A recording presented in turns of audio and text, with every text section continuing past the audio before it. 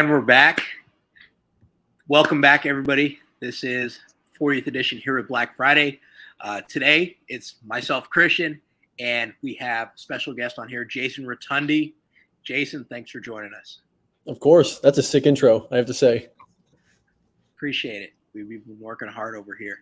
So, Jason, before we go ahead and jump into everything here, why don't you tell everybody a little bit of background about yourself, what you do, how we know each other, and what prompted you to be so outspoken when it comes to topics like leadership.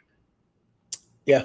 So right now, obviously, if you ever found me on any type of socials, I am the Northeast Regional Manager for Turning Point USA's college department. So I oversee all operations on college campuses from Virginia up to Maine. That's my job. That's cool. There's a lot more to me. Growing up, I played sports. I was in an ROTC program in college. My plan was to become a Marine Corps officer flying jets. And sometimes your passions don't line up with what you're supposed to do in life. And I found myself really passionate about leadership while I was in college, loving the idea of getting to be a peer leader, getting to help develop those around you into being better people. And I found that opportunity with Turning Point once they had a position open up in Washington, D.C.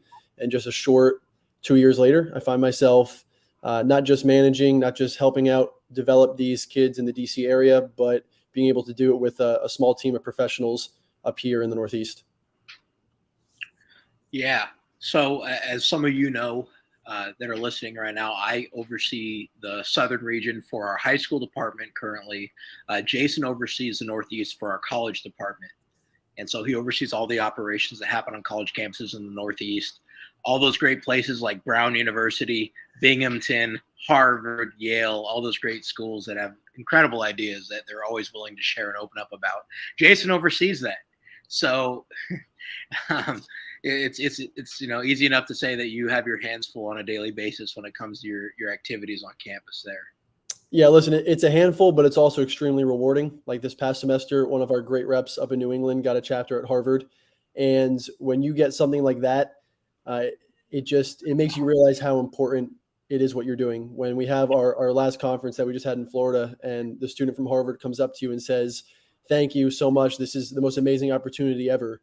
I mean, if you asked me, if you asked 18-year-old me, going to Harvard would be the greatest opportunity anybody's ever given me. But this is a student who's getting ready to graduate from Harvard, and she says that a conference that Turning Point USA put on was the greatest thing anybody's ever given to her. That makes work, it makes it worth it. So that was awesome to see and be in the room for, to hear that one. That's almost validates what we do on a daily basis. It gives that validation, lets us know that differences happening and changes are being made, and so we love to hear it. So the reason why I wanted to bring you on here tonight and to be able to have these discussions about leadership is because it seems to be a really prevalent issue in our society today with young men, women, and our generation as a whole. I almost see it as a glaring issue. I think you might agree.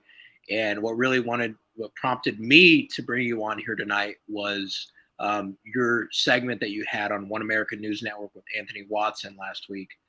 For those of you that didn't get a chance to see this, I'm about to upload this clip here really quick so you get a chance to see Jason's thoughts here in regards to leadership and what's going on.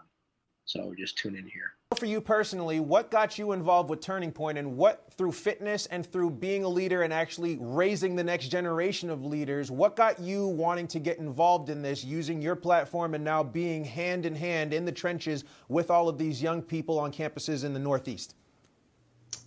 The reason that I still do what I do today, and going back to the reason that I first got started, was the ability to influence young men and women's lives. And for me, I can think back to when I was in college and high school. I mean, I had that person that I looked up to, and I just want to be that person for as many people as possible. And so my ability to help young men and women find their true potential, their true purpose in life, find the thing that they're great at, and then help them achieve new levels at that they weren't previously capable of doing on their own, that's the thing that keeps me kicking every day. And so I don't know if the left wants to call that masculinity, I call it leadership, whatever you want to call it. It's the ability to lead others, to motivate others, to mentor others. And I think that we just need a lot more of that in today's society.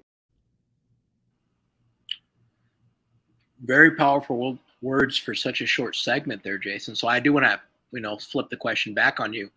Is it leadership or is it masculinity? What is going on here?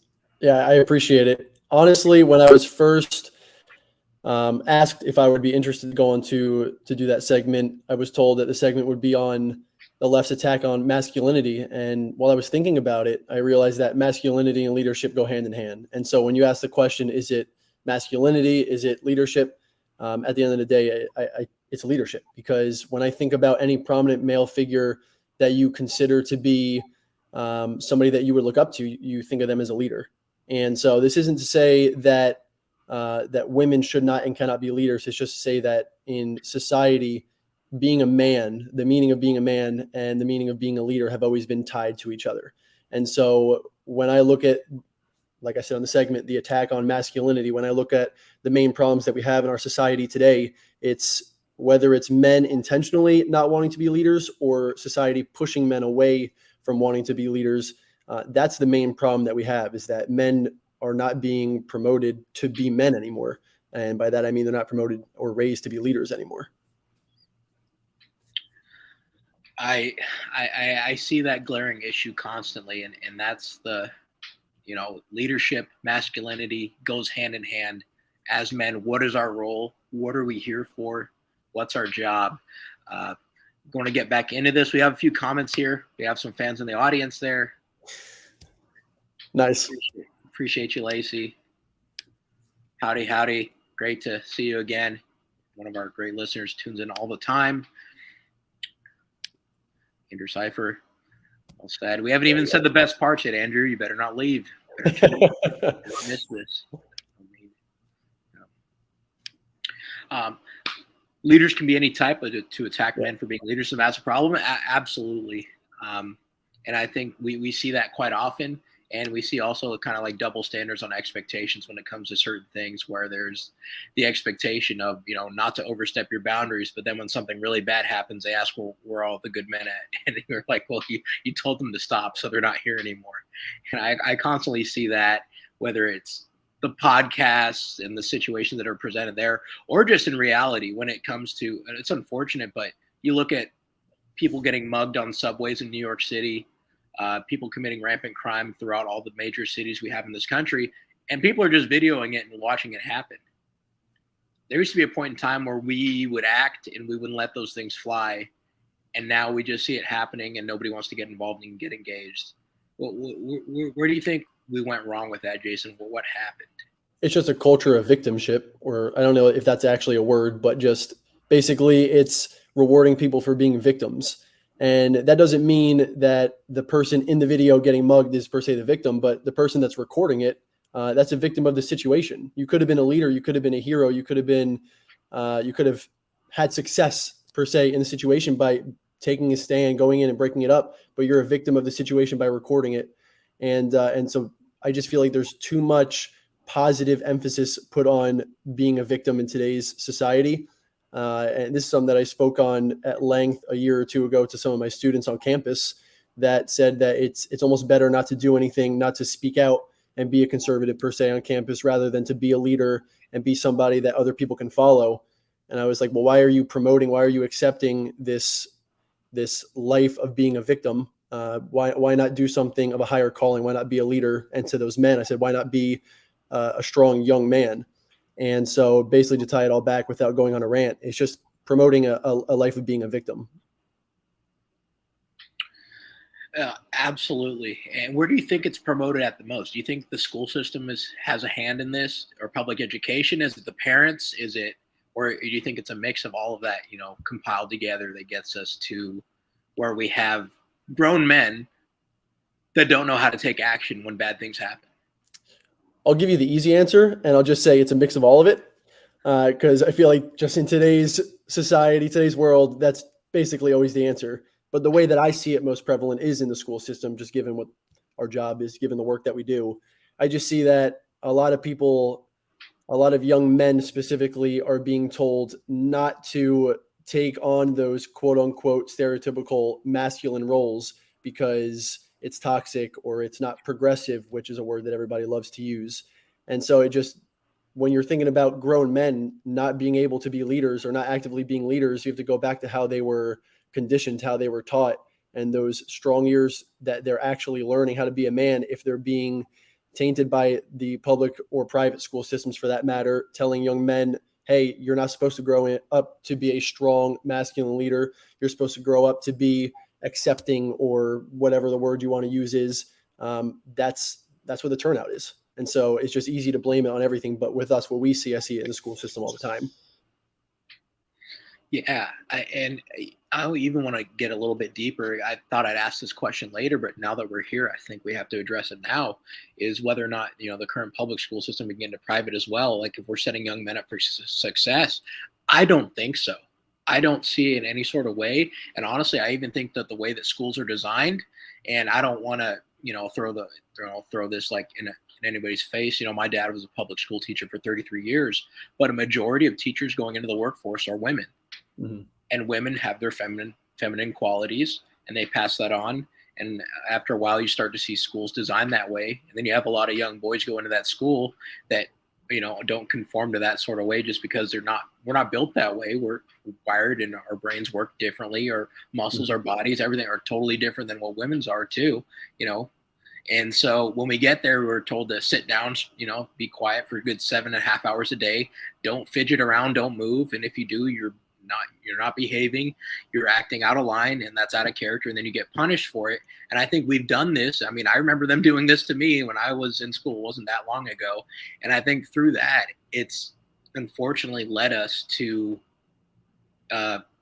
men with, and we look at, the low testosterone and all that, but I mean, like, men that don't know their role in society, they don't know how to lead, that are, told that them being who they are and who they're meant to be is a problem. And now when we get to that point where we need them to step up, we're not able to do that. And they don't know how to do that. Honestly, it's not even like, we want to put the blame. It's like, they don't know how to lead. They don't know how to act, when something bad goes on, or, how to step in when the problem's there, It's unfortunate to see. I live in Miami, and I see it a lot. There's a lot of guys that are out there behaving, whether, in a feminine manner or just totally not in any capacity to lead anybody of any sort at all. And I'm like, man, we're looking rough out here. We're looking pretty rough. I'm not gonna lie about it. It's not looking good. Look, it goes back to having a role model. Going back to what you said about how the majority of people that work in the school system are females, that's not inherently a bad thing, right? The thing that is bad about it is that there's just a lack of men. There's a lack of people that a young man aspiring to be a leader, aspiring to be a strong, prominent man, have to look up to. And that's why, like, whenever I work with some new employees or new students, I ask them who they look up to, who their heroes are. And then they always, in some way, give a mom or a dad. And then I ask after that, but who outside the house, who outside your family? Because in my life, when I think about it, there's two different role models. I have my dad to look up to, just in every aspect of life, right? But you always hold family to a different light than you do somebody else, somebody outside your family. And so that's why I have role models, whether they be somebody that is an officer in the military, or somebody who is a high school football coach or something like that. I look up to those people because they give me a different perspective than somebody who raised me. I can look up to them in a different way. And so I know how to act because of them in a public setting with people I've never met, because I see them interact with people they've never met on a daily basis. And that's why just having men in the school system is very important, and not just in a role such as principal or vice principal, because that's where I've seen the majority of my life, but having that high school math teacher, having that middle school English teacher, that's a man that's taking on roles that are typically held by women, but being able to be in that role as a man to inspire and empower young men that are able to look up to them. Definitely. And I think that's very true. Responsibility. Who wants to be held responsible for when stuff hits the fan and then you're out there and you have to help somebody? Not too many people want to step up in that light. And integrity, being honest, doing the right thing when nobody's watching. It goes further than that too. Integrity, you have to have that with yourself too. I mean, are you truthful to who you are, or are you pretending to be somebody that you want to be? There's a difference between who you want to be and who you are. And the people that realize that difference, that can recognize that, those are the ones that end up becoming the best leaders, because they know exactly what they have to work on. But when you talk about integrity, I mean, are you somebody who goes through your day as a manager telling yourself you're a leader, or are you somebody who goes through your day as a manager knowing that you need to be better to become a leader? And so having that integrity, looking inward, is a great way that you'll be able to actually become a true leader. Being honest with yourself is huge. We have ideas of where we want to be and where we're at, and there's that might be different than where we're actually at. And I think at times self-reflection is very needed and necessary. I also think social media is so misleading when it comes to this, that so many people see other people that they look to as leaders, when in reality they're flashing for the camera, making everything look hunky-dory like it's great. In reality, their life isn't as put together as you want them, as you want to believe it is. And I think that's a big thing when it comes to reality, like in the perceptions, and like what the real difference is there when it comes to certain people. Not to say that there aren't people that lead by example that are great on Instagram. There's plenty I can think of off the top of my head. But when we're looking at our generation in the influencer age, that's also the cringiest thing I ever heard. Whoever called themselves an influencer needs to stop. Influencing what? But like the influencer era, that's what we're in. They were influencing in what? They're flexing on the gram for a bit, and in reality, there's no action. There's nothing else behind it but just barking orders and talking to people about how great their life is, or the grind and the struggle that they're currently on. Some people document it well. I think some are a little phony when it comes to it.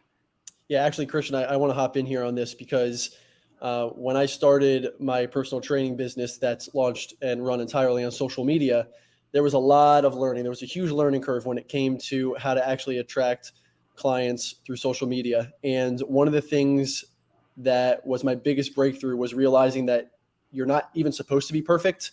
And so when we talk about being true to yourself, the content that I was trying to put out at first, it took me days to edit it, days to make sure that it looked perfect, just for somebody to scroll by in like 3 seconds. But anyway, the reason that it's so important to be truthful to yourself is because once I started putting content out that it wasn't perfectly trimmed, it was still professional, but it wasn't edited for days. It was something that I was like, you know what, this is me. This is as much work as I'm going to put into it because this is just who I am. This content reflects me. That's when I started having more success because it's more relatable. And this is going to kind of segue into another thing that we could talk about, whether it's next or at some other point. But when it comes to being truthful to yourself, your relatability, whether it be as a leader, whether it be as a friend, a family member, whatever it is, your ability to be relatable and relate to others is something that'll help you break through that ceiling to become a true leader. And so tying it back to what you were just talking about in the influencer age, there are so many people that I see on social media that I'm like, I would never want to emulate you. That looks like way too much work. Your life looks too put together. It looks too perfect. It doesn't seem like it's worth it. Whereas when I see somebody that is having success on social media and I'm like, hey, there's a dirty bowl in your video, or there's laundry in the background, I see that as, okay, that's somebody that I can relate to. I can see myself living your life. And so whether they're a personal trainer or a life coach or whatever they may be, I'm intrigued. I'm like, okay, I can relate to you. I've never even spoken to you. I'm interested. And so I see you put the question up, but relatability is everything when it comes to me, when it comes to leadership. And I want to take it even I want to get more micro into this about relatability. In your job that you have currently with us at TPUSA, how important is relatability when it comes to your reps that you oversee and to the students that your reps interact with, and like the way that you're trying to teach them how to relate to them as well in order to be effective at their job? How important is that? It's super important. It's super overlooked.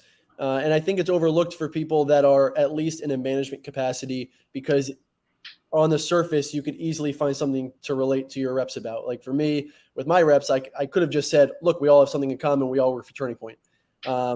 But it goes deeper than that, because relatability goes hand in hand with trust. And so whenever you're, say, one of our reps working with students on campus, or if you're in any sort of role in which you're interacting with young men and women, your ability to relate with them is going to earn their trust. And you will probably never find somebody that will trust you that can't relate to you in some way inherently. And so when it comes to relatability, that's why so many people ask questions and try to get to know their employees, or that's why our reps should ask a lot of questions to people on campus, should get to know their students as well as possible, because that is going to allow you to relate to them in as many different scenarios as possible. And every single time a problem arises, every time something happens, and you're able to aid that person and they feel like I have something in common with this person that's helping me, you just gain a little bit more trust. It's like the typical complaint of, oh, he or she doesn't get me, or my boss doesn't understand what I'm going through, or they don't ever hear me out. They don't listen to me. If you have that thing to relate to, if you have that relatability, then you already have that trust. And so I'll never look at somebody that I can relate to and say, you don't get me, right? Because I know you get me. We can relate on these issues. So relatability and trust goes hand in hand. And if you want to be an effective leader, good luck doing it without trust, because that's not happening. I think it's essential. I think we have to be able to our shareholders, to the people that we interact with the most on a day-to-day basis. If people can't trust you, there's only so much you can do. Not to say like things can't happen, but not to the fullest extent, and you won't get the results that you want from it. As a leader, as a manager, as directing, whatever you're in the process of leading in your personal life, professional life, whatever it might be, being relatable is huge. If I'm going onto a college campus and I'm in a black suit and tie, and I'm saying, "How do you do, fellow students?" Like, there's no way. There's absolutely no way. They're like, "Who is this stiff? This guy's weird." You have to be relatable to them. You have to be able to be on their level, talk to them in a way that they understand. Pop culture, have a decent understanding and knowledge of something going on out there. Not be 5 to 6 years behind on the trends. Unfortunately, when we look in the political world, there's so many people that are so far behind that just don't get it. And then I'm like, dude, young people will never vote for you or never like you just for this simple reason that you're just cringe and like you just don't get it. Like you have no understanding of what's happening right now. Oh, there's entirely. A lot of people like that. Yeah, entirely. And I actually did an exercise with my team a few months ago when it comes to relatability or when it comes to trust, trying to figure out where some of our inefficiencies were. And I read a decent amount of books on leadership, and I guess you could say they're kind of like quick how-tos. I kind of just want to see what other people out there do and then see, okay, how do they implement it? Not that I recommend quick how-tos with leadership. I don't recommend that. But I like to read as much as I can on this topic. And basically when it came down to it, it just showed that kind of followed my train of thought here. Relatability has to do with trust, and a lack of trust is basically the foundation of every corporate problem that you may see. And it showed that without trust, you can't have any sort of healthy conflict, any sort of basically actual collaborative work that's progressive in some way. And without trust, you can't have conflict. Without conflict, you can't have commitment from a team. Without commitment from a team, you can't have people that are actually accountable. Without people that are accountable, you'll never have people paying attention to results. Like, it's basically just a domino effect going all the way back to an absence of trust, which you could take it a step back and say relatability. And when we did this exercise with the team, we basically found that as soon as everybody realized that, hey, I can't actually be completely vulnerable, I can't be completely truthful with myself or with my team, once we started to work on that, man, we blew the roof off. I mean, just when you look at the numbers, it was a hard difference between Monday and Tuesday, middle of the semester. We were like, not doing so hot. And then we went through this exercise, we worked on it, found where our problem was, saw that there was a lack of trust. And as soon as we started working on that, the entire team it was like a 180, turned around, results instantly, a lot more camaraderie. People enjoyed their jobs more. It was amazing. Cohesion, you would say? Some cohesion there finally building within the group. Yeah. Which is hard to do when you're a remote worker as well. And so in our industry, I feel like it's really important to do these evaluations, these reflections. Basically, it just all comes back to trust, which, again, you could take back one more time and say relatability. I mean, again, if you're not relatable, nobody's going to trust you. And if nobody can trust you, it's pretty hard to succeed in just about anything you do. It's true. And building up a good reputation is hard without trust. It's almost impossible. There's no way. Interesting comment here. Leadership doesn't mean a title position. It's personal and social, innate, expressed by personal values, never commercial or political. For some people, it is. Some people, it definitely is commercial and political, and that's how they market themselves, and people buy into it, and that's what we get. Our current political world, I mean, there's tons of that going on. There's always somebody who says, there's a problem here, and I'm the man to fix it, or I'm the woman to fix it. They've created a mess. I'm here to clean it up, and I think that's how I always live. When we see leadership in the political world, or whatever it might be, in commercial, like whatever it might be, when it comes to solving whatever issue that you have, somebody has the best product out there that's going to take care of it. I see that quite often, but there are some people that kind of front like are that person. Somebody I look up to outside of the political world when it comes to leadership, I can't get enough. It's Coach Prime. Deion Sanders. I'm a big fan. Something that he said, and I've taken this to heart every day, is that the man never tries to be the man because he is the man. You don't have to go and tell people around that you're the leader, you're the boss, and that. People are going to know that that's you. People are going to be well aware that you're the man or you're the woman with the plans and that are pulling the strings, that are making things happen, that you're the facilitator and that you're calling the shots. 100%. You don't have to go around and tell people that. One, that's some bad insecurity. Don't need to have that. You got to be, look in the mirror, reevaluate who you are. If you're not liking where you are right now, then get there. And then once you're there and you know it, then go get it. At that point in time, I think it's really important to not have that imposter syndrome, to go, you guys got to get that checked out. If you have it still going on, guys, you got to get that figured out. It's not good. It's not healthy. But once you finally, feel good in your skin and you're right there, and that's good. That's real good. Who's something you look up to, Jason, with that? Yeah, that goes back to what I was saying before. What's the dissonance between who you are, who you want to be, who you are, who you say you are? Like you said with Coach Prime, like he doesn't need to tell people he's the man he is. And I mean, he is, right? Like you see the guy on social media, and I don't care what he's doing. I swear I watched the entire 3-minute clip of him walking around in cowboy boots. Like that's, I don't know why I do, but he just exudes that confidence, that want to be. I look at him like that's the kind of person I want to be, parts of what he does. And so this just goes back to what we were saying before with having integrity, and with that integrity internally, just, are you who you say you are? Are you who you want to be? Where's the dissonance? Yeah, it's pretty much all I got on that. Yeah, absolutely. And I know we were talking earlier a bit of victimhood, the mentality. When things aren't going right, it's just easy to say, hey, man, it happened to me. This ain't my fault. Nothing I can do about this. Oops. Or just in general, when something bad happens and you're the perpetrator, then you play the victim. We see a lot of that quite often in this country, whether it's people committing actual crimes or people that start problems that didn't have to be problems in the first place, and then look around and say, what are you looking at me for? I didn't do it. Okay. Something big that's been going on lately is Jason Aldean's song, Try That in a Small Town. I had an opportunity to go on to OAN as well with Anthony Watson and share my little bit about that and what I thought about it. And especially when, he asked me basically, like, they shot the video in front of a courthouse that I guess was known for a lynching. Is this white supremacy? Is this known for white supremacy? And I said, absolutely not. And I'll roll the clip here and let you guys take a look at what went down there.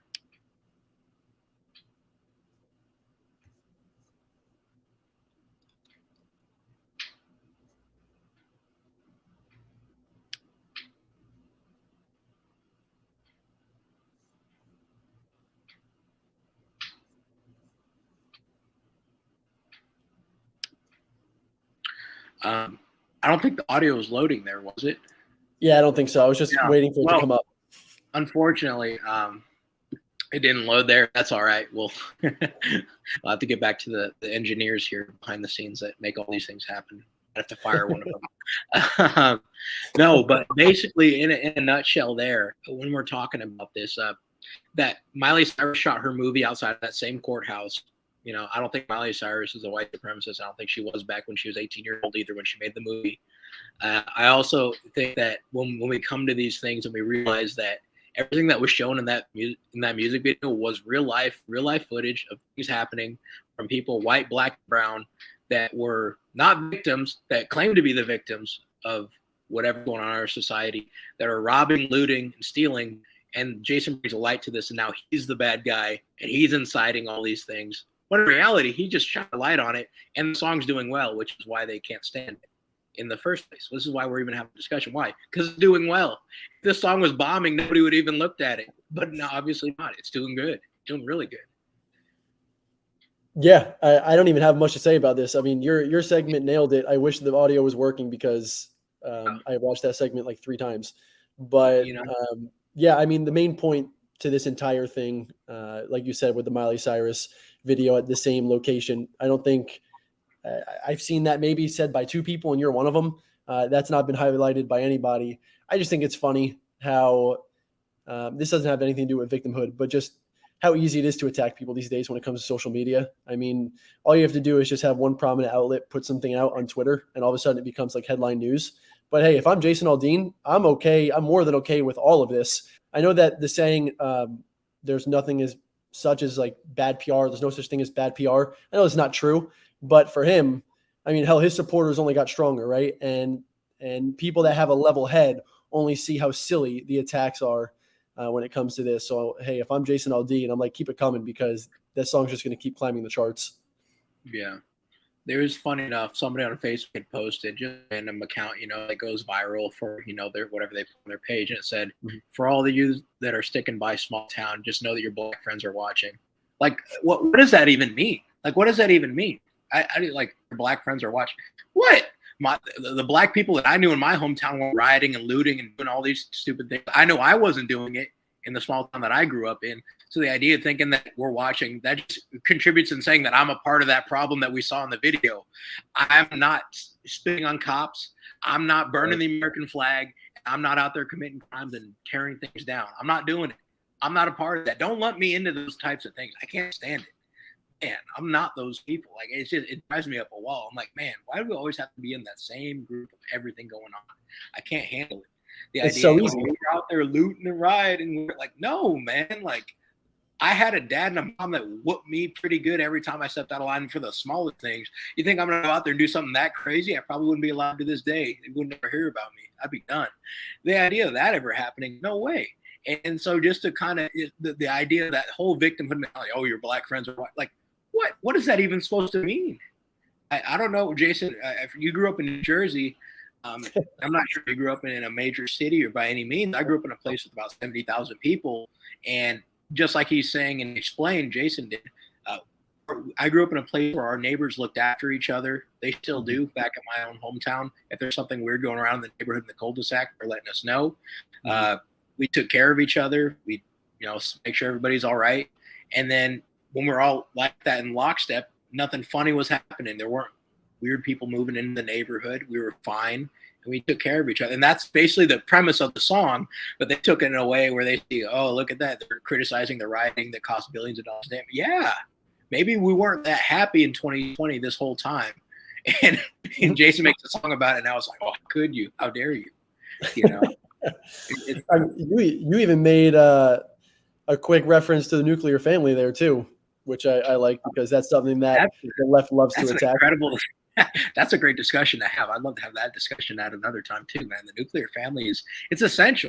And I think I'm going to briefly get into it because we're still talking leadership. But yeah, having a mom and a dad to take care of these young men that have been led astray, that are doing dumb things, it's essential. A lot of these things probably don't happen if there's a man there to correct that bad behavior once it starts.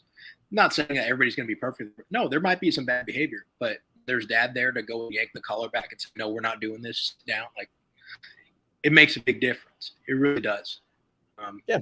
And when you were growing up, your dad didn't let you just play the victim. Like, you did something wrong, and it was like, he let you know you did something wrong, and then you went to go fix it. It wasn't, oh, that's unfortunate. This went wrong. Let's get you some ice cream or whatever it may be. And so having that prominent role model, having that dad in your life, not allowing you to grow up playing the victim, I mean, that's why you find this so silly now. That's why you look at people who play the victim and you're like, what's wrong with you? Because you didn't grow up being the victim. You didn't grow up where that was okay. No, seriously. I even found myself, just from the way I was raised, one day I was at CVS just picking up some toothpaste. I accidentally walked out without paying, and then I looked at my hand. I'm like, what did I walked right back in and paid for it and then walked out again. Like, just different, just raised a different way than a lot of people that might just say, oh, oops, I'm just gone. Then, like, no, I totally mistake. Oops, let me just go and pay for that. I'm back in the store and we're fine. It's just those morals and values that have to be instilled from a young age. It seems like they're not being taught in the schools, and if they're not being taught at home, they're probably being taught by somebody online, and they're probably not somebody good. Right. And honestly, tying it back to leadership, what you were just saying, it's those little things. Everybody goes to these leadership conferences, or they read books, whatever it may be. That's kind of like, if you kind of want to make an analogy here, that's like the lines on the side of the road to keep you on the right path, but that's not going to get you anywhere. That's just going to kind of keep you on the right path. It's the little things that you do. It's checking the mirrors. It's actually pressing the gas pedal. It's switching lanes. It's the small things that you do throughout your life that actually develop you as a leader. So going to those conferences are great. You know that you're getting from point A to point B, you're going the right way. But at the end of the day, it's you going back in to pay for that, practicing, sharpening that integrity that you have. There's a million other examples, and of course, this is when I blank on those small examples. But it's the things that you do in your day to day, the way you interact with people on a micro level, that are going to help develop you into the strong leader that you can look back on one day, or other people can look up to one day and say, "Wow, like he's a real leader. How did he get there?" It's not by going to these conferences. It's not by reading the books per se. It's by practicing being a leader every day, even when it's tiring, even when it doesn't feel, you don't want to, you want to take a break. It's like working out. You can't work out for 24 hours and now you're in shape. You have to work out for 20, 30 minutes every day or every other day, whatever it may be, constantly. You need to refine these skills constantly in your small micro level day to day to actually succeed at it. Absolutely. We have to take advantage of the small opportunities that are presented to us each day. There's opportunities every day. People don't always see it, but there are opportunities to lead and to do things that are going to change and maybe make a small fraction of a difference now that are going to pay off a lot bigger in the end. And I think having that clear vision, not having tunnel vision here where we just see what's directly in front of us, see the big picture in this, okay? It's better for you, and it's going to be better for everybody around you in the end if you take this seriously. About to leave this topic here, but yeah, I mean, it hasn't been entirely eradicated. There are still some people in this world that think, man, looting and rioting are bad. Burning the American flag is spitting on cops is reprehensible. And then you talk to other people, they're like, yeah, well, I don't care. Maybe we should just and then those are people you can't rationalize with and have reasonable discussions. And I wouldn't say to go ahead and try if that's what it's going to be. Don't waste your time. But, and a big thing for me that from growing up from a young age with my father here, and actually he dropped a comment in here. I'll let him go here. In all leadership roles, a leader knows the way, shows the way, and a leader goes the way. 100%. I always tell my team, there's nothing that I will ask you to do that I have not attempted or done myself, or I'm sure of that is right within your wheelhouse that I haven't done. Like, I'm not going to go out and ask you to go climb Mount Everest. I haven't done that yet. Okay. I'm not going to ask you to go something that crazy, but what I'm asking you to do, you have to trust me. And that's where the relatability comes in. You got to be able to trust me here that this is what's best for you. And this is something that needs to be done. And I've been there and I've been in your shoes too. I think that's huge. And I think it's, on all aspects here of knowing the right thing to do and then leading people the right way. And then also like partaking in it yourself. This is actually a tough one too, because being a leader it's not saying go, it's saying let's go. So it's not saying to your team, okay, this is the goal. I've told you all what to do. Now go. It's saying this is the goal. Now let's go. We're going to do it together. But you can't take that too far, because the other part of leadership is also, it's knowing when to kind of step out of the way and let your team succeed, because nobody wants to live in the shadow of somebody else. So if you have team members that are capable of possibly more than you yourself are capable of, being a good leader is also knowing when to step out of the way and say, you have all the tools necessary. I'm here if you need me. On your safety net, you will not fail because I'm here, but go succeed on your own. It's knowing that balance between saying, let's go, we're going to do it together, and getting out of the way and letting other people succeed. And I'm not going to pretend like I have the answer to that, because it's something that I try to practice every day. But that's a very tough skill to try to practice every single day, because it takes a little bit of humility, knowing, okay, I have to get out of the way and let somebody else succeed in their own way. It's a tough one, but I think that's a great point to go up with what your dad was saying. Absolutely. And here again, I'll put this right back up here. I mean, it's the biggest thing is being a leader too. It's like, we want to, in that this term with Robin, we love you, Robin, micromanagement, the big word micromanagement. It's a made up term from Gen Z people, it's made up. Yep. But there's a time where it's just, it'd be easier for us to just do it for you right in front of your face. It's like, no, I want to help you. I'll show you how to do this, but I need you to do it still, so that now you won't have to ask again, or you'll be able to help out other people now when they don't know what to do. And that'll just multiply. It'll also save you time and effort that you can focus and devote into other tasks and things that need to be done. And that's why sometimes I feel some people on my team might be frustrated. They're like, why don't you just send me this again or do this? I'm like, you have this. I know you have this. And also, you can go to your teammates here. You don't need me right now necessarily. You can go to them. Like, I'm going to give you the opportunity to be a trailblazer and lead this. And I believe in you enough. Again, if it gets too mucky and it's nasty, I'm here to help, of course. But Right. I believe that you can go ahead and do this on your own. You're going to have to trust me and trust yourself here. Like, you can do this and get this done. And, and I see a bit of that happening quite often where it's like, it's pushing and pulling. How are we a little too lenient now, or do we need to get more involved and more engaged? And I think the great leaders, they know, and that's the thing is there's no good one size fits all approach here. You have to tailor this to every individual person's needs. Every person is totally different on this, especially on our teams. Different personalities, different abilities, different things that they specialize in, and that we have to bring the best out of that. I see it quite often. Sorry, you can finish your thought. Oh, that's it. You're good.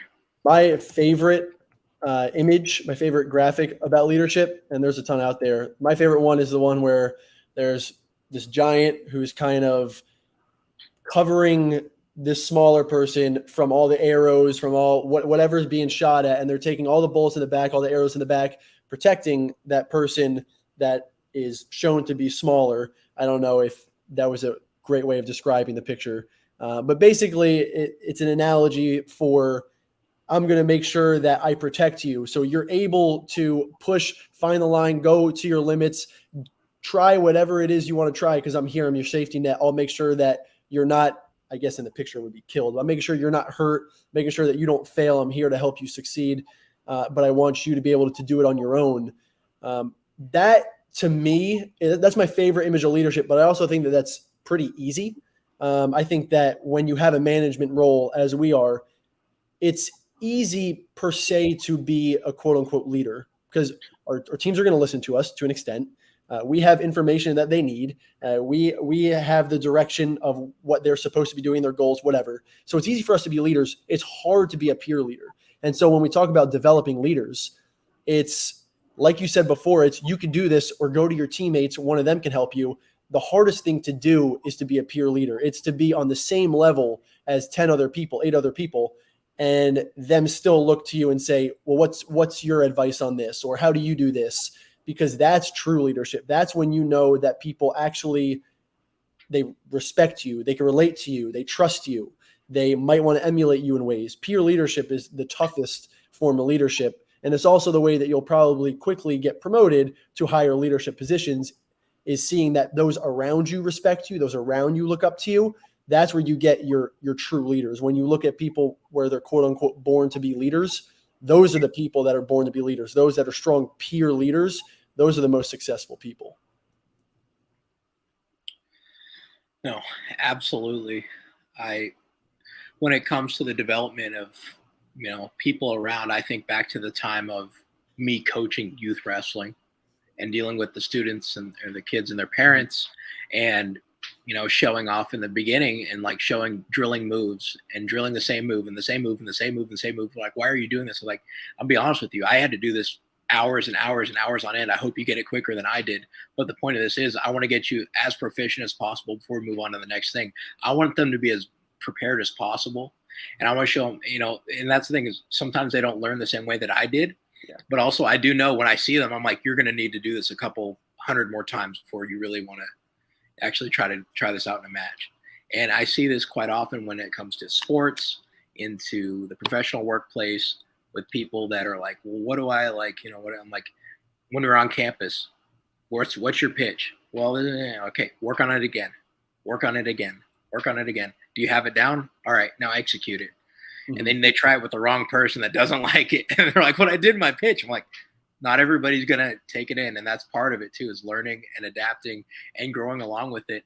And just knowing, like, a big thing too with leadership is that it's not stagnant. It's evolving and it's a constantly changing thing. Everything that we do on a daily basis is just constantly changing. And we have to come to grips with that, especially for some of us, myself at times. I don't like change. I like what I do. I like where I live. I like what I'm doing currently. Oh, well, today I get a phone call. Hey, flip 180. We're done. Wait, what? Yeah, we're going back to the other. But I didn't want it. No, we're gone. Like, and there's nothing to do. And it's like, all right, now I have to get the whole team on board now too. Mm-hmm. And that's like a great little time to like show, like, man, that's like, it's a good development thing to have, is like, when do you like starting to realize, like, time to start learning new techniques, learning new approaches, and just constantly understanding that it's an ever growing thing and that you're never just going to be like the total master of it. I think when Yeah. when it gets to that. When you talk about the fact that it's always changing, the thing that I kind of hate about the fact that I am passionate about leadership is that I'm trying to reach some arbitrary milestone of like being a good leader, but that's also ever changing because like what is being the ultimate leader? Like how do you become like how do you officially get your ribbon of like you are now a good leader? It's just such an arbitrary thing because it's always changing. So it's very frustrating when you're trying to actually be passionate about honing in on your leadership skills. But when it comes to the changing, when it comes to being flexible, when it comes to being adaptable, the best analogy that I can think of is, and bear with me, it might be poor, but it's the best one I can think of, is say you're a math teacher and you were always great at math. It just came to you naturally, and you went through academia and you were like, I'm going to become a professor or I'm going to be a high school math teacher, whatever it may be. And now you're a math teacher, but there's students, there's kids that just don't get it the way that you're explaining it. But you've never taken the time to learn other ways to get to that same common goal. You've never learned how other people may have learned the same way that you get to the answer. So you're not capable of helping those that don't understand your way because your entire life, all you've done is focused on your way of doing it, and you've never explored outside those comfortable boundaries.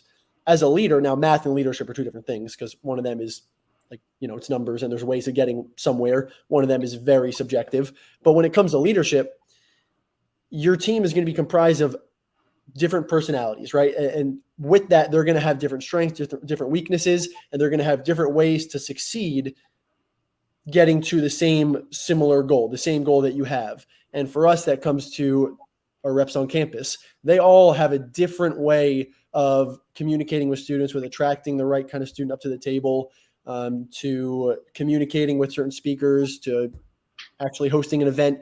They all have different ways in succeeding. And your ability as a leader is measured on how well you can identify those different ways that they do that. And you help them exacerbate that. You help them be as great at that as possible. So your ability as a leader to develop other leaders isn't to tell them exactly how you did it and try to have them replicate that. That's a waste of time. The best way to develop leaders and the best way you should be evaluated as a leader is how you identify those under you as leaders and you help show that strength. You help them develop that strength. You help them become unique. And so that they're not just a carbon copy of yourself. And that's why leadership is ever changing, because the best leaders identify leadership traits in those that they don't have, and they help them develop that. And then all of a sudden, that's a new leadership trait that everybody wants to emulate. You started knocking on where exactly I wanted to go. We're going backwards here. We're working backwards. Development comes after the identifying them. But how do we even, like, step one, right? How do we identify a leader? What is it about somebody that you think that makes them have those qualities where you say, this person could be somebody I need to work with in the future, somebody that I'd like to have maybe, on my team, somebody that I think could be very beneficial to my growth, later on, like whatever it might be, sports, professional life, all of it. Where do you see this, like, when it comes to identifying? So you're asking me where physically do we see it? Like where do we see it, physically, in conversation, everything? Like, where is it? Like, what is it? Do you see body language? Do you notice their personality? Is it how they carry themselves walking around? What is it that you see when it comes to identifying them? Because we do it constantly on a daily basis. We do this every day. Yeah, those soft skills is an easy answer to it. Honestly, I want to go a little bit deeper and just say I want to go back to integrity, because I don't think that you could be a leader without it. And so somebody who I'll ask them questions that I know the answers to and see how truthfully they actually answer it. I like to do this in interviews. So I like to kind of ask them some questions based on conversation that we had. I know the kind of person they are in this facet of life. I know the answer I expect. And if they do answer align with that, and then it kind of piques my interest. I say, okay, this is somebody who has, good self-awareness. They have good integrity. But honestly, after that, the thing that really stands out about people that I love is something that might make me uncomfortable in their abilities, something that they do or they have the capability of doing. And I'm like, okay, damn, I can't do that. Or I've never thought of that. Or I don't even know how I would even start to try to help them improve upon that. And I see that as somebody with immense potential. And this is not saying that I don't love working with people that are like me, because that's easy. Somebody who thinks like me, somebody who has the same abilities, that just makes life easy. But it's when you're trying to identify a leader, man, when you see a quality in somebody that makes you a little uncomfortable, makes your hair stand up on your arm, like that's something that I look for. And now that's in a positive way, like not like a creep. But when you're talking about somebody who you ask them a hypothetical question about how they would approach a situation and they give you an answer that's like, man, I would have never thought of that. It might not even be a great idea, but that's so unique. And my brain would have never gone there. That's somebody I want to work with, because when you put their creativity along with your experience, you can come to something really, really special. And so that's what I look for when I'm trying to identify leaders. Okay, and on the flip side, what are things that you want to avoid, or some things where you're like red flag, like I don't trust this, I don't trust this guy. This is something where I'm like, I'm a bit wary of this. Like, what is it when you're looking to identify with some things where you're like, yeah, that's not something I want to get into at all?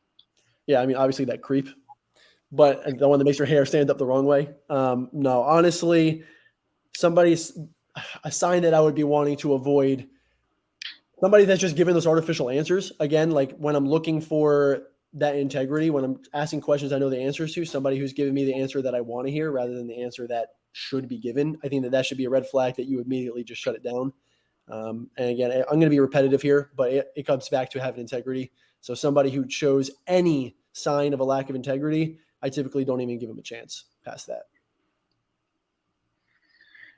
No, I can't trust them as far as you can throw them. I wouldn't do that either. To be fair, it's a big thing. If I can't trust you, there's not a whole lot I can do. You Right. know, and I tell people all the time, I repeat myself so much. All I need when I'm looking to build a team with somebody is somebody that is people oriented, that has those personable skills, somebody that's coachable, willing to listen, willing to learn, willing to act, and somebody with a work ethic that I can trust. And if you have those three things, we can get a lot done, more than you think, honestly. I feel like I can develop a whole lot just based off of that. And if I can identify a few of those things in there, like this guy looks like he works hard, or wow, he really personable, he knows how to talk to people. That's awesome. Or wow, this person, like I told them to do something, they did it right away, didn't even question it, and they're doing it really well, like coachable. I I see that and I'm like, wow, okay, like we can really like get to work now. And I've had some great student leaders that I've seen through those things where I'm like, wow, they actually came back the next day. I'm like, well, like, nobody ever comes back like that. And then just the work ethic, all of it just fits hand in hand. And then you have something really special going on. And then really cool things happen. That's the one thing about the people, like it's a process, but at the end of the process, when like you get to see the fruit of your labor, when you get to see like what it really looks like, whether it's at the conferences or at the tour stop event, the giant event that we pull off at the end of the year, or just anything that you have, winning a tournament, getting the promotion, whatever it might be, like you finally see like the fruits of your labor and you get to see like what you've invested and how that really pays off for that person. It's awesome. It's really awesome to see.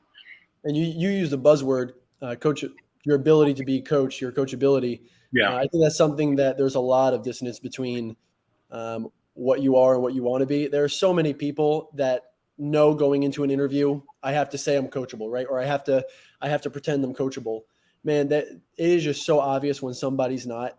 When you give somebody some sort of feedback and there's silence on the phone, and then it's okay, I'll work on that. And that's, to me, that's the okay, I need to remember to be coachable. I kind of need to fake it. Opposed to somebody who you give them some sort of feedback and it's why.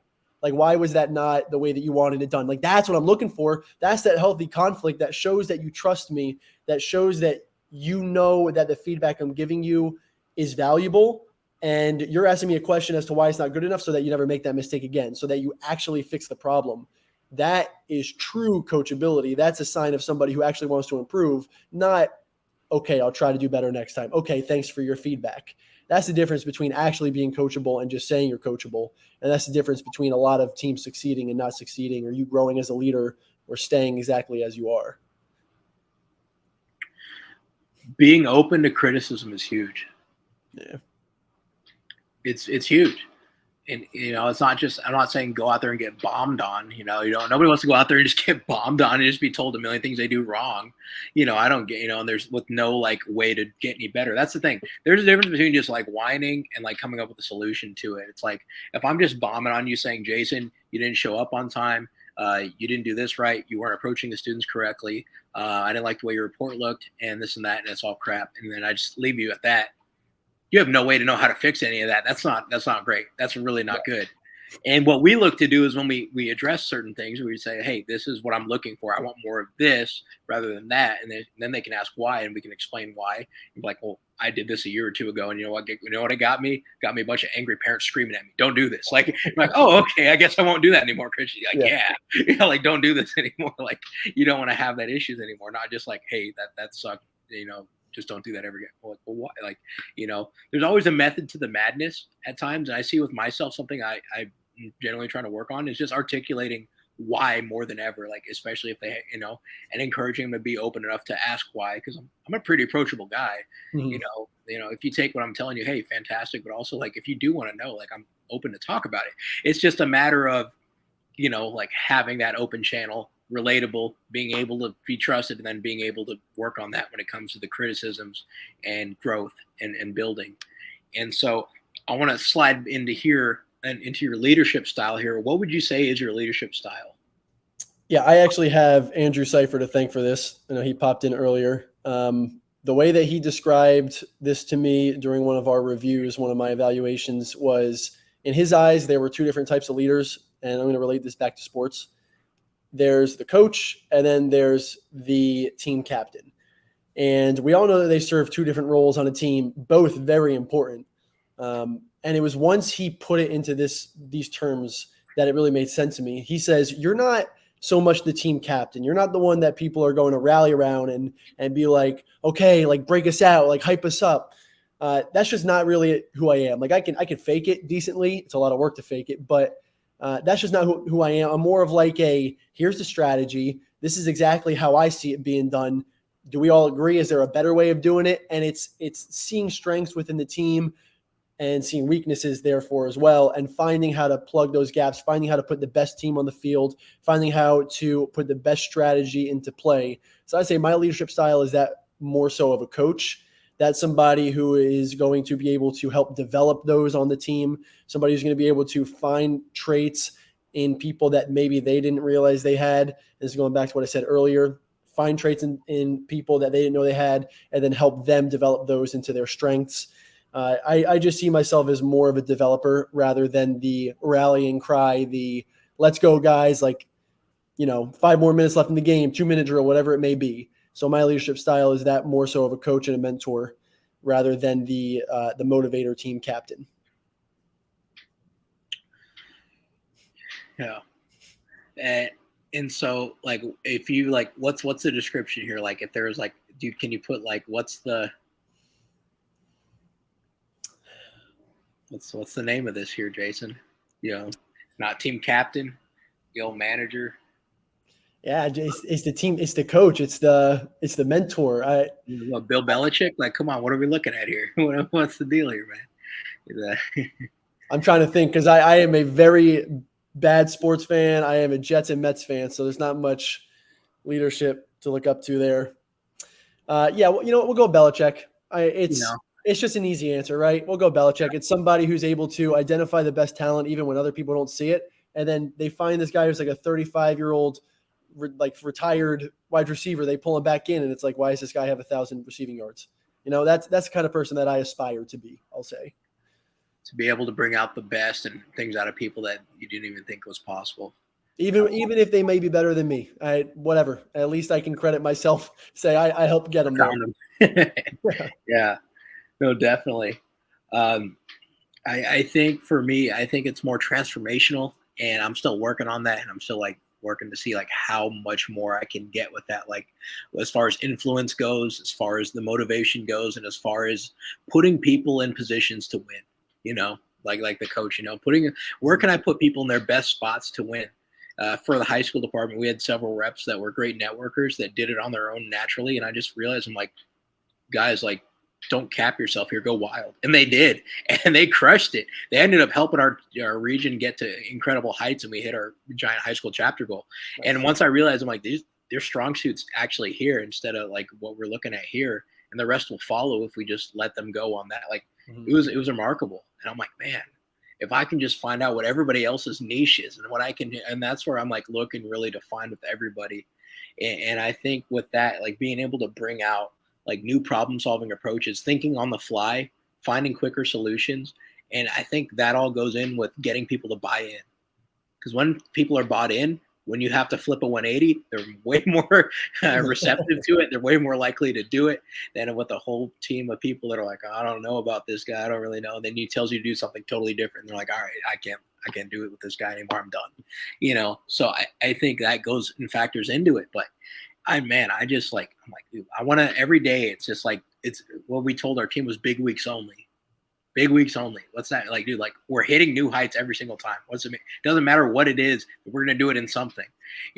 Maybe it was community events this week. Maybe it was chapters next week. It's going to be something. We're going to go crazy. Whatever it is, we're going to hit the wall with it. We're going to go full speed ahead and we're going to go crazy on it. And I think they really embraced that towards the end and we're able to do incredible things with it.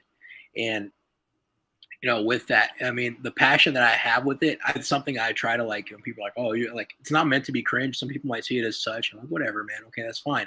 But it's not fake.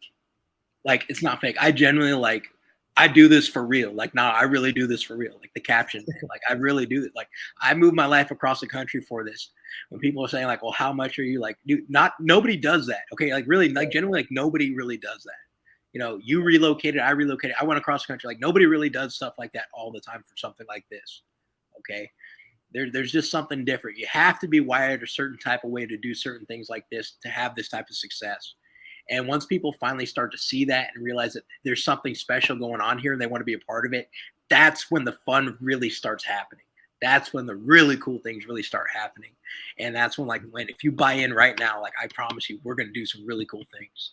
And that's like when they do, man, it's awesome to see. It's really, really cool to see. And what you were just saying, that buy-in, I mean, what you were just alluding to, it had everything to do with trust and relatability. I mean, if you were to tell your team, hey, 180, this is what we're doing now, they trust that, one, you have their backs because you've proven it throughout the semester. But secondly, they trust that you're going to be able to give them good feedback. They trust that they're going to be able to succeed because you've let them actually put those skills into practice. And there's relatability because some of them may have relocated. Some of them aren't living at home. And you know what? You did the same damn thing. Like you moved all the way across the country, more so than most people do. And so there's a relatability so they can't take the angle of, oh, what does he know? Like he's been here for his whole life. He grew up here. No, like I was a California kid and then an Arizona kid. Now I'm a Miami guy. Like that's, you know what I mean? Like that's the ultimate relatability for somebody else who's moved. So there's instant relatability, instant trust, whatever you tell them to do within the scope of work. I guarantee you that somebody that also lived that similar path, they will do exactly what you want them to do because they trust and they can relate to you. It's that easy. Yeah, man. It's just like, it's like a matter of, it's like guys, like, it's like building that trust. It's like, once they realize, I'm like, man, I've done it. I've seen some crazy things. I've drove across the country. I've pulled crazy trips driving like just 5 hours just on a whim just because something had to get done. Like nobody else does stuff like this. And I'm not expecting you to go that far. I'm really not.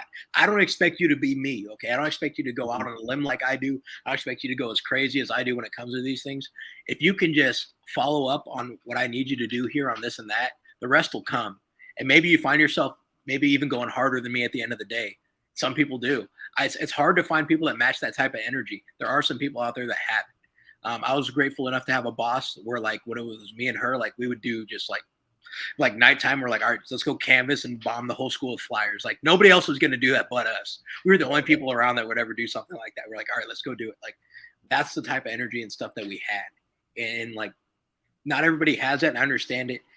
95 to 98, whatever people in this type of stuff, in this type of industry business won't do those types of things. Right. But some people will.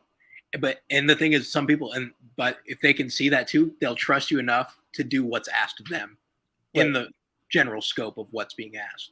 And I think that's huge there. Once you realize that she has that same work ethic that you did, or you guys had that in common, there's just a loyalty that's established there, that anything that you were asked to do, again, within the scope of work, even if you were to question it, you were going to do it to the best of your ability. I mean, politicians can't really do this because if you say, well, I'll repeal 50% of Obamacare, people would be like, all right, that sucks. I don't want to do that. They say we're going to repeal all of it. People are like, yeah, I'm going to go vote for him. In reality, they probably can't do it, or they don't have any real intention of doing it, but they can't, under promise over deliver. That's the political world in a nutshell. Or every person that's trying to sell you a product on Instagram, whether it's InnoSubs, which is a total sham. I had to look into it a bit more. I can't stand those guys. Really thought I was going to get on my carb burner on that. We're a bunch of liars. Can't stand it. This is a lack of integrity right here. A lot of integrity gone there. No, for sure. And just to, under promise, over deliver. We say it constantly. And that goes in even when you're like, as a rep, talking to the students and talking to parents. It's like, don't go and promise the world right now when you can only give them, a city in the scope of it. You can only give a little bit here. So always, and that's the thing is always, and be good with your word too. If you're follow through on stuff that you're trying to say, no, just like, well, I thought we would do that, but I guess not. Like, I want to make things happen. You got to want to like follow through and make things happen. Definitely keys with a good leader here. Whenever I'm able to step back and look at it, the only thing that I intentionally try to promise is effort, because it's one of those things, no skill, just effort is something that it's just hard work that you put in. So promising effort. Yeah. I mean, that's the only thing. Again, if I could step back and take a second, that's pretty much usually the only thing that I'll promise is hard work, but typically along with hard work come results. So there's the trickle down effect. Want to open it up here for you, man. If you had final thoughts, didn't even have to be about this topic, man, but something you want to really get out here. And then what made you want to have this discussion? I know you kind of hit on it in the beginning, but more so than that. You said that you're somebody that can ramble on about leadership for hours. We're a little over an hour here, but why? Like, what initially kind of started that fire? Back during COVID in 2020, I used to go on Instagram lives with certain people and talk about these things. I remember just talking with my dad about this on Instagram Live for an hour or two about this, just in general, about leadership and the lack of it and what's needed and like what makes good leaders and everything that we do, because this is something that's transcendent across everything. Politics, sports, work, business, church, everything, leadership, the household, the family, leadership. And it's something that if you don't have it, societies and the worlds will crumble. And it's something I think is so important. It's something I think that it kind of gets glossed over at times because everybody just wants to go viral and be dumb. And in reality, it's like, well, who's gonna carry the boats on the log? Legit, who's gonna carry the boats? Who's gonna be that person? Who is it?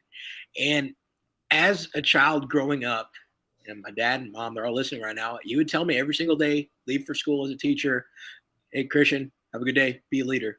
Didn't tell me to go off and like do this, do that, do whatever. It was just be a leader. And anything that I did, don't be a follower. No. Be a leader. Lead by example. Do the right things. Do what we raised you. What you believe in. You go to church. You know this. Like, do what's right. Be a leader. Every single day from I was 6 years old, going in my senior year of high school, every single day, same thing. Whether it was dropping me off in the car or leaving at the door when I was back at home, every single day. And that always stayed with me. And it reminded me too, with like wrestling through college and high school and everything, a lot of great athletes, a lot of great people around that were like just phenomenal specimens. I was decent, wasn't always the most like gifted. I had to work really hard to get where I was at with it. But a lot of those guys were not good people. They're like, there aren't people that you wanted to see outside of the wrestling room. There aren't people that you wanted to see 5 years later, at the store. Like, you genuinely like didn't want to. They weren't good people. I'm like, why are we not cultivating people to be upstanding citizens more than just athletes like around in the room to go when they're going to go to college or they're going to go off and do this or that? Like, these people are coming out and they're just menaces to society. Like, what's going on here? I saw that happening quite a bit, especially in my hometown. I don't have to name names on anything here, but like, it's just something I think you might see it to yourself where it's like, man, he was so talented, but I didn't really like him that much. He wasn't really that great of a guy, and there's plenty of that. And I'm like, that's got to change. Yeah. That's something I see. Like, that's got to change. Like, it's such a waste to me to see somebody so gifted, so talented, so just overall dominant in something. And then just to be just taking up space and be a bad person, just ridiculous to me. Yep. To answer your question there, Thanks for that. But no, like your final thoughts here when it comes to leadership and what you have, what you think about this and where we're going as a country. Whether it's the attack on men and masculinity tying into leadership, whether it's the lack thereof, or it's people that aren't responsible and accountable for anything anymore, that are just want to be victims, or a generation that just wants to go viral. What is it? Yeah, no, we just need a total reinvestment into leadership, and this doesn't mean necessarily money, right? It could be effort, reinvesting focus, whatever it may be. There needs to be a conceited effort to develop the next generation of leaders. As corny as some people find ROTC to be, training to be a military officer, it's the one thing, and I'll even make fun of it at times, the one thing that I really am thankful for through those times was that ability to try to hone in on my leadership skills, try to develop myself as a leader with the ability to fail, because there was somebody always there to catch me. There was somebody to say, wow, you really effed that up. Okay, we're going to fix it. This is how we're going to fix it. This is where I see strengths in you. This is how you're going to succeed. This is how you're going to get better. This is where I see weaknesses in you. Hey, that person over there, they're really good at that. You should go talk to them. And just if we had more of that throughout our lives or through the school system, whatever it may be, something where there's just a conceited effort to develop leaders, to find leadership skills in people and really help them hone in on those skills, we would reap the benefits in every aspect of life. You will have better, happier families when we talk about young men becoming leaders, young women as well. But I can relate to the men, young men being leaders. Man, if you invest in young men becoming leaders, you're going to have a better generation of the nuclear family, of people that are getting married, staying married, having kids, raising kids the right way. It just has such a strong trickle-down effect. We just need a total reinvestment, because right now it feels like there's that push on going away from leadership, that we want a lack of leadership so that those in power right now are the only leaders, whatever your quote unquote conspiracy theory may be. There's a conceited effort to try to take away the next generation of leaders, which just makes people like us that at least recognize it so much more valuable. So yeah, all in all, to tie in my little ramble, we just need a reinvestment in every aspect of life into trying to identify those leaders. Absolutely. When we think about that, we had people literally faking their age to go storm the beaches of Normandy on D-Day that were lying to go into the military. I don't think we would see that right now whatsoever. No. I don't think we would see that whatsoever. I see the lack of accountability. I see a lack of love of country. I see a lack of leadership with that. And I think it all stems into that. And I definitely think there needs to be a reinvestment, like you're saying, into that. Absolutely. We have to have it. The future of this nation still has a shot. That's one thing. I don't want to blackpill people here. We still have a good shot to make great things happen. That's what we're working for every single day here. But it can't be just us. It can't be just us here. Everybody, we got to be on the same page across the board here when it comes to this. For the sake of our children, our children's children, for the sake of America, to have an America that you recognize, and for America to still be America at the end of the day, we need leaders. And that people with integrity, honesty, can be trusted, that can lead by example, that have done things that are difficult. It's and people like, well, this is really, it's really generic and basic. These are the basic core things, and they're not easy. And that's why people don't do it. That's why people like, well, this is so like, now go do it. It's not that easy all the time. So you do those things all the time. And before you wrap this up, just like every, I don't know, as you learn through school, every great English paper should end with a call to action, whatever it may be. Personally, my call to action would be to, whether you're a young man or woman, an older man or woman, whatever you may be, if you think that somebody's having a tough day, reach out to them. If you think that somebody is struggling in some area of their life that you can help in, reach out to them. Just reach out to one person by the end of the week, and just basically in some way that you can help them. Just find a way to do so, because that might have that trickle down effect, as I've said a few times on this call, where they might feel empowered to go help somebody else. And helping people in ways as easy as that are signs of leadership. even on the micro level. So my call to action is basically just take 5 minutes and reach out to somebody that you think might be struggling with something that you can help with, and just watch how that seed that you plant grows. Jason, man, thanks so much for joining me today on this Black Friday little special episode here during the week. Where can people find you? Where can they follow you at if they want to follow up with you more about this and learn what they can do? In their community? Listen, I'm a 1999 baby. I'm a Gen Zer. I'm like every other 23-year-old that you'll find. I'm on Instagram. I'm on Twitter, whatever it may be.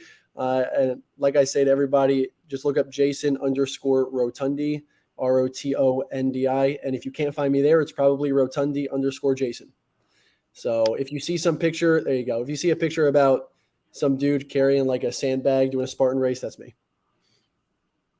I appreciate it. Absolutely, man. We'll have to do this again. Many more discussions to be had. Thanks again for tuning in, folks. This has been Black Friday, where these opinions are not for sale. We will see you next time. Have a good night.